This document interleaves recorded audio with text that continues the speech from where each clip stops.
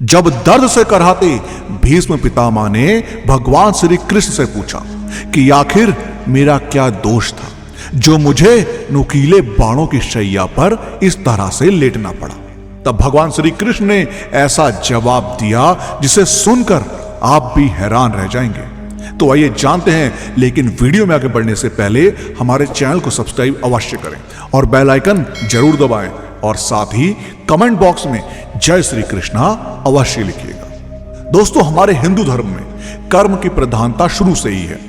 गीता में स्वयं भगवान श्री कृष्ण ने भी कहा है, यहां तक कि सिर्फ एक बार नहीं बल्कि अनेक बार उन्होंने यह बात कही है, जो प्राणी जैसा कर्म करता है उसे वैसा ही फल मिलता है। यदि हम अच्छा कर्म करते हैं तो निश्चित तौर पर हमें उसका अच्छा ही फल मिलता है, और ठीक इसके विपरीत यदि हम कोई बुरा कार्य या पाप करते हैं तो हमें बुरा फल ही भोगना पड़ता है। लेकिन यदि हम महाभारत ग्रंथ का अध्ययन करते हैं तो हम पाते हैं कि महाभारत में पितामह भीष्म एक ऐसा चरित्र थे जिन्होंने निस्वार्थ भाव से हस्तिनापुर की सेवा की थी, जिन्होंने ब्रह्मचर्य का पालन किया और अपने पिता के लिए हस्तिनापुर का राज सिंहासन छोड़ दिया। शायद ही किसी ने ऐसा किया होगा, लेकिन फिर भी उन्हें जो अपार कष्ट भोगने पड़े उनसे तो आप भली भांति परिचित ही हैं कि किस प्रकार से महाभारत का युद्ध समाप्त होने के बाद उन्हें कई समय तक नुकीले बाणों की शैया पर सोना पड़ा। अब प्रश्न उठता है कि आखिर उन्होंने ऐसा कौन सा कर्म किया था जो उन्हें अपार कष्ट भोगना पड़ा। अब यह सवाल सिर्फ हमारे मन में ही नहीं बल्कि स्वयं भीष्म पितामह के मन में भी उठा था। तब उन्होंने भगवान श्री कृष्ण से पूछा कि हे जगत गुरु, इन नुकीले बाणों से तो किसी के भी शरीर से शक्त विचक्त होकर खून की धाराएं बह जाएंगी, लेकिन पीड़ित अवस्था में मैं अभी भी इन बाणों की शैया पर आखिर क्यों लेटा हूं? हे देव की नंदन कृष्ण, मुझे इसका जवाब चाहिए। मैंने निस्वार्थ भाव से हमेशा हस्तिनापुर की देख रेख की और हमेशा उसे शक्तिशाली आक्रमणकारियों से बचाया, फिर भी आखिर मेरी ऐसी दुर्दशा क्यों?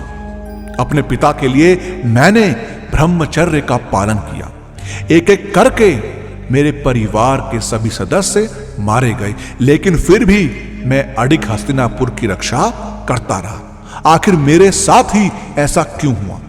आखिर मुझे इन नुकीले बाणों की शैया क्यों प्राप्त हुई? मैंने न कभी कौरवों में न कभी पांडवों में कभी भी भेदभाव किया। मैंने धृतराष्ट्र, पांडु, यहां तक कि दासी पुत्र विदुर को भी अपना ही पौत्र माना, सदैव उन्हें शिक्षाएं प्रदान की, कौरवों को भी मार्ग से भटकने नहीं दिया, उन्हें भी बार बार मैं मार्ग पर लाने का प्रयास करता रहा। पांडवों के लिए हमेशा दया भावना ही मेरे मन में थी। मैं तो कभी भी चाहता ही नहीं था कि महाभारत का विशाल युद्ध हो, क्योंकि मैं जानता था कि यह युद्ध मेरे समग्र परिवार को खा जाएगा। हे जगत गुरु कृष्ण, आखिर मेरे साथ ही ऐसा क्यों हुआ? आखिर मुझे इन अनगिनत नुकीले बाणों की शैया क्यों प्राप्त हुई?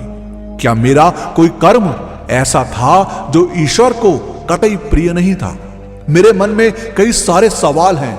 हे जगत गुरु कृष्ण, तुम सभी के सवालों का जवाब देते हो।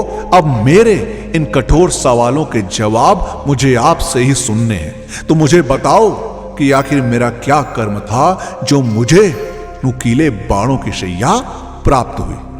अब तब भगवान श्री कृष्ण मंद मंद मुस्कुराए और उन्होंने भीष्म पितामह से पूछा, पितामह, क्या आपको अपने पिछले जन्मों के कर्म याद हैं?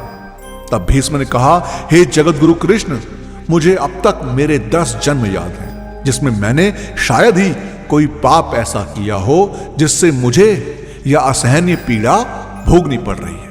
अब मुझे तुम ही बताओ, मेरा ऐसा कौन सा कर्म था जो विधाता ने मुझे यह अपार कष्ट भोगने के लिए चुना है? तब स्वयं भगवान श्री कृष्ण ने भीष्म पितामह के समीप बैठकर कहा, पितामह, आपको आपके केवल 10 जन्म याद हैं, लेकिन मैं आपको आपके पूर्व के जन्म और उसमें किए गए पाप भी बता सकता हूं।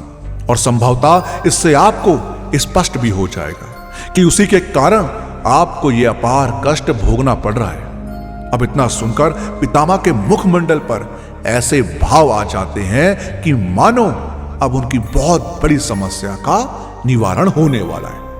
अब तब भगवान श्री कृष्ण आगे कहते हैं, यह बात आपके 10 जन्मों से पूर्व की है, जब आप एक राजकुमार हुआ करते थे और अक्सर आखेट की मनसा से एक वन से दूसरे वन की यात्रा किया करते थे। अब ऐसे में एक दिन जब आप एक वन से गुजर रहे थे, तब आपके रास्ते में एक सर्प आ गया था।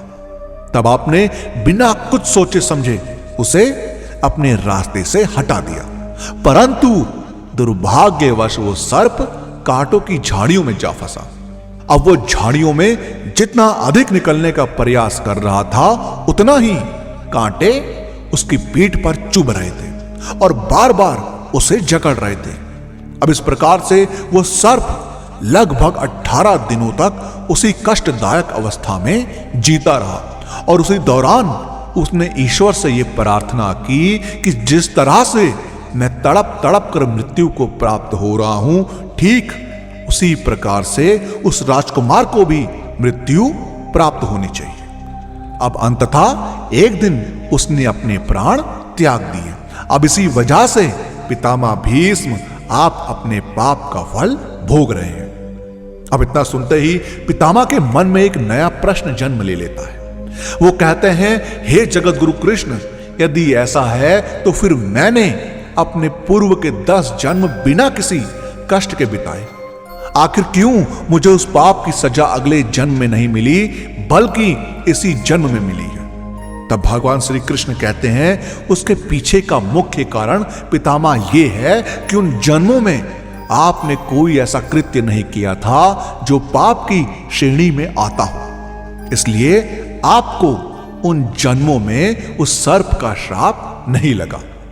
इतना सुनकर भीष्म पितामह ने कहा, हे देवकी नंदन, आखिर मुझे यह बताओ कि इस जन्म में मुझसे क्या भूल हो गई जिसकी वजह से मुझे इतना पुराना श्राप भोगना पड़ रहा है। अब इस पर भगवान श्री कृष्ण कहते हैं, पितामह, इसमें भी कोई कहने वाली बात है, क्योंकि सत्य तो आपसे भी छुपा नहीं है, परंतु फिर भी यदि आप कहते हैं तो मैं आपको बता देता हूं कि इस जन्म में आपने हस्तिनापुर की रक्षा करने का प्रण लिया और साथ में उसका पालन भी किया, लेकिन फिर भी आपने हस्तिनापुर की गद्दी पर बैठने वाले उस अधर्मी और अल्प बुद्धि वाले घनघोर अत्याचारी दुर्योधन का साथ दिया। बस यहीं से आपके पहले पाप की शुरुआत थी।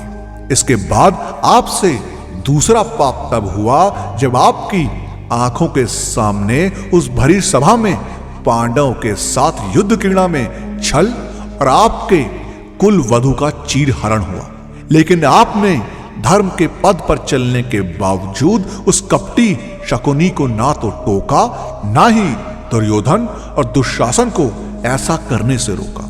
बस इन्हीं कुछ पाप के कारण आपके श्राप का श्रेय हो गया और पूर्व जन्म का वो पाप पुनः फिर से फलित हो गया और परिणाम आपके सामने है।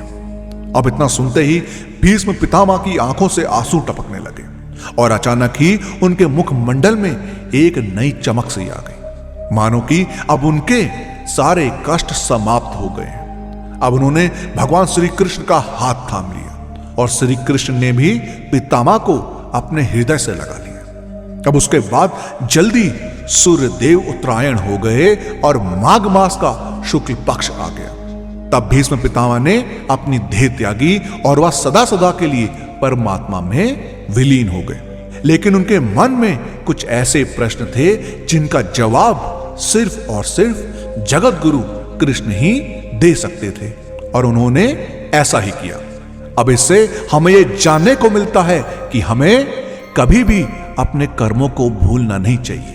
सदैव हमें अच्छे कर्म करने चाहिए, ना ही मन में किसी के लिए द्वेष भावना होनी चाहिए और ना ही अपने मन में किसी के लिए गंदे विचार। दोस्तों, आपका इस बारे में क्या कहना है, हमें कमेंट के माध्यम से जरूर बताएं और इस वीडियो का पार्ट 2 चाहिए हो तो कमेंट्स में पार्ट 2 जरूर लिखें और वीडियो पसंद आई हो तो लाइक और शेयर करना मत भूलिएगा। हम आपको मिलते हैं अगली वीडियो में।